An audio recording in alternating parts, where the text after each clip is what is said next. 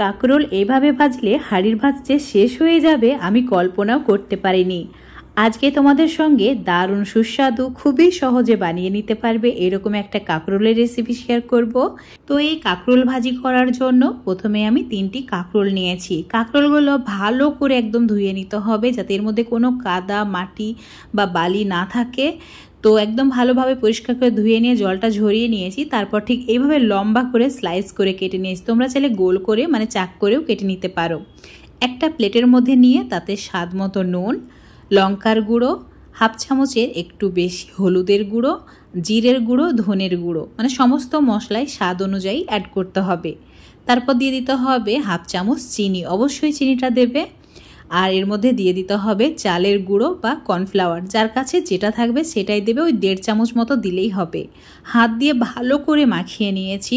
ঠিক এভাবে যখন মশলাটা একদম ভালোভাবে মাখানো হয়ে গেছে তখন এটাকে একদম সঙ্গে সঙ্গেই ভেজে নিতে হবে। মশলা মাখানোর পর অনেকক্ষণ রাখা যাবে না, তাহলে জল কেটে যেতে পারে।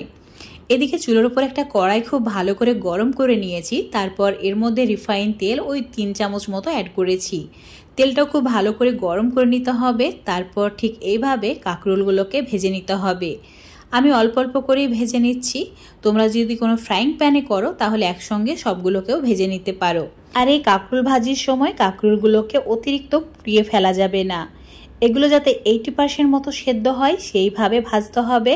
আর একটু গোল্ডেন ব্রাউন করে ভাজবে। ঠিক এরকম যখন কালার চলে আসবে তেল থেকে সাইডে করে নিচ্ছি, মানে তেলটা ঝরিয়ে নেওয়ার পর একটা প্লেটের মধ্যে তুলে রেখে দিচ্ছি। আর একইভাবে বাকিগুলোকেও ভেজে নিয়েছি। দেখতেই পাচ্ছ দারুণ একটা কালার চলে এসেছে। তো এগুলোকেও এক প্লেটের মধ্যে তুলে রেখে দিচ্ছি। এই কাঁকরোল ভাজিগুলো এভাবে খেতেও ভালো লাগে। আরও বেশি সুস্বাদু করার জন্য বাকি যে তেলটুকু রয়ে গেছে তাতে 3টি শুকনো লঙ্কা একদম লালচে করে ভেজে নিচ্ছি। ভাজা হয়ে গেলে প্লেটের মধ্যে তুলে নিলাম। এখন ওই তেলের মধ্যে 3টি মিডিয়াম সাইজের পেঁয়াজকে স্লাইস করে কেটে নিয়ে সেটা অ্যাড করেছি। তার সঙ্গে সামান্য পরিমাণে নুন দিয়েছি, অবশ্যই নুনটা দেবে। নুন বা চিনি অ্যাড করার পর মানে খুব সুন্দর একটা কালার আসে পেঁয়াজের মধ্যে।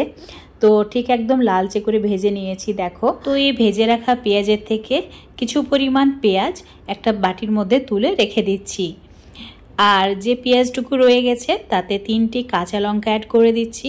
এই কাঁচা লঙ্কা শুকনো লঙ্কাগুলো ভাতের সঙ্গে মেখে খেতে খুবই ভালো লাগে, তাই অবশ্যই অ্যাড করবে। 2-1 মিনিট ভাজার পর মানে চুলোর ফ্লেমটা লো করে রাখা আছে। তো এর মধ্যে দিয়ে দিলাম ভেজে রাখা কাঁকরোল আর শুকনো লঙ্কাটা। তারপর মিডিয়ামে করে দিয়েছি চুলোর ফ্লেমটা। কন্টিনিউ নাড়াচাড়া করে ওই 2 মিনিট মতো ভেজে নিয়েছি। এবার সামান্য পরিমাণে ধনেপাতা দিয়ে দিচ্ছি।